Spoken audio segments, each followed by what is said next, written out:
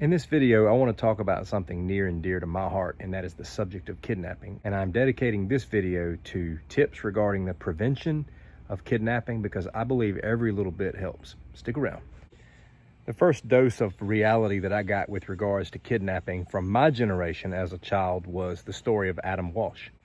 And I'm pretty sure that most of you watching are familiar with that story. It was well known. If you don't know about it, most definitely look it up.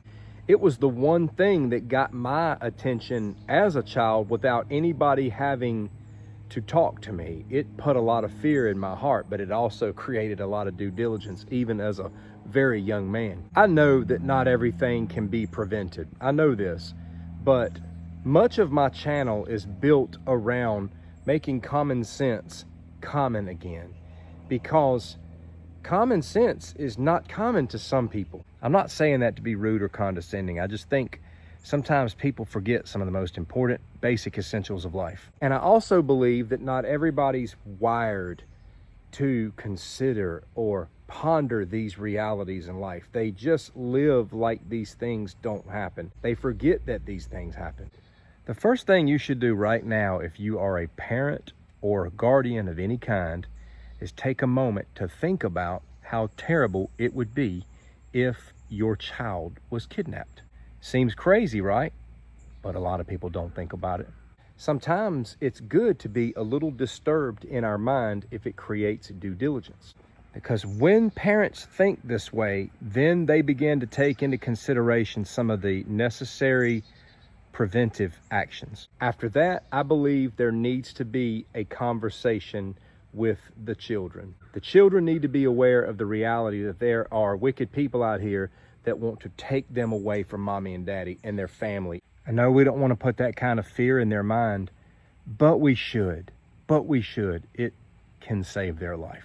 Because we as parents are only human. What if we drop the ball and we're not paying attention as much as we should? Well, maybe that reinforcement with the child will cause them to do a little due diligence that will make up for our lack of it. The next thing I'm going to say, I'll say without conviction. Our little ones don't need to be out of our sight. I'm not talking about following them around the house everywhere they go, though there's a point in their life where you do have to watch them like that. I'm not necessarily talking about that.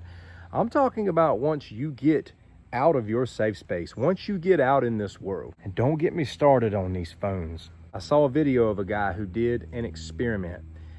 A mother was on the phone and he was able to walk up to the little girl and encourage her to go with him. Now, of course, it was just an experiment. He brought the little girl back to the mom and he explained to them how easy he was able to abduct her. Now, again, the little girl needs to be taught she don't go anywhere with anyone. Remember, man, elementary school, all through the 80s, don't talk to strangers. Remember that lesson? Don't accept toys or candy from strangers. Bottom line is, even though that little girl was near her mother, she was still out of sight. Daniel, you're being paranoid. You better believe it. When it comes to my babies and the idea of them getting in the clutches of some reprobate, oh, you better believe it, man. You better believe I'm due diligent on this issue. Now, my girls are 22 and 17, but I'm thankful that they're still in my home. You better believe their mother and I were solid protectors. If they were out of our sight, they were in the sight of somebody that we knew held our convictions. Do you think I would let my little puppy run out in an open field by themselves, knowing that there was hawks and stuff nearby? No. There's a right and a wrong way to give freedom and adventure to our children. When my girls were younger, do you think that I just let them walk off into the neighborhood? But Daniel, don't you know we were the latchkey generation? Yeah, I know we also grew up in the generation where serial killers were more abundant. I read a report recently that talked about how the actual number of serial killers has actually gone down due to technological advancements. But know this, they're still out there. And nowadays we've got trafficking. Adam Walsh was left in the toy department while his mother went to look for a lamp. And when she came back, he was gone. He had been baited and trapped by his kidnapper. I don't believe we can live peacefully in this world until we accept the world for what it is and prepare accordingly. Our job is to protect the children at all times.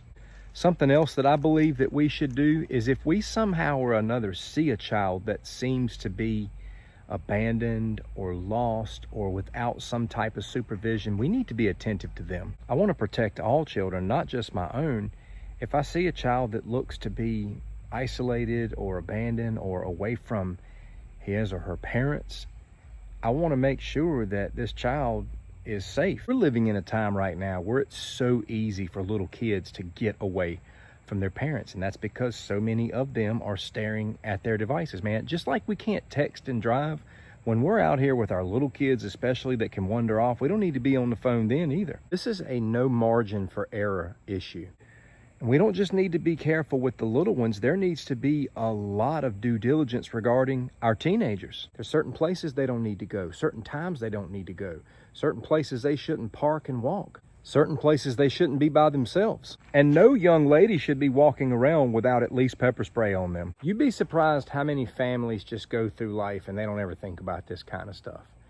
But if you as a family sit down collectively and accept this reality, y'all can start putting all kind of measures in place to anticipate the activity of these people. I believe one of the best ways that we survive criminal activity is to anticipate criminal activity. And now we have the Life 360 app. I can pull it up and see where my girls are all the time. And they don't mind this. They don't mind communicating with me where they're going. We have honest communication in my family. My girls don't have to hide anything from me. I tell them, listen, if you get in a bad situation, you need to just let me know. I'd rather you let me know than to hide things from me. It'd be worse if you do that. I'm not going to come down on you. We're just going to have a conversation, but don't feel like you got to hide anything. I teach my kids about the importance of time and distance. About a year ago, I did a very popular video about avoiding the bait and trap of human predators. I'm going to speak from the heart here. As a father, there's a lot of things I want to provide for my girls, but on the top of that list is to make sure that no one takes them away from me. And I think that's where we have to be as parents, grandparents, guardians, and protectors. I know we can't prevent everything that happens in this world, but we need to try our best. We've got to be very intentional about protecting the children and our young teens in this world. We've got to be very intentional about it. We've got to have things in place. We can't be negligent about it. We can't be ignorant. We've got to be very, very intentional and own this. I want to be sensitive when I say this, but I know that so many of the parents that lost their children due to these issues would do anything to go back to the drawing board and do some things differently. We can prevent kidnappings. Let's work diligently to do so. Take care.